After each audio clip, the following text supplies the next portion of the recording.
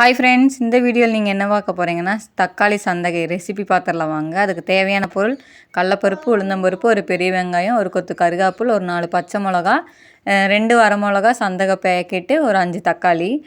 எப்படி செய்யலான்னு பார்த்துடலாம் வாங்க. ஒரு கடாயில் 3 ஸ்பூன் எண்ணெய் ஊற்றி 1 ஸ்பூன் கடுகு உளுந்தம்பருப்பு போட்டு கடலப்பருப்பு இதுக்குள்ளேயே ஆட் பண்ணிக்கலாம். அது பொரிஞ்ச உடனே நம்ம கட் பண்ணி வச்சுருக்கிற வெங்காயம், மிளகா இதை வந்துட்டு போட்டுக்கலாம்.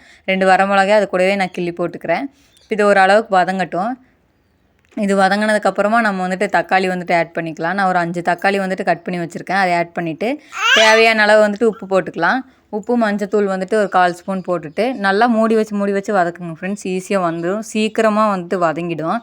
இப்போ பாருங்கள், கொஞ்சமாக மிளகாத்தூள் எனக்கு காரம் பத்தாதுங்கிறதுக்காக நான் போடுறேன். உங்களுக்கு கரெக்டாக இருந்துச்சுன்னா நீங்கள் போட வேணாம், அது ஆப்ஷனல் தான்.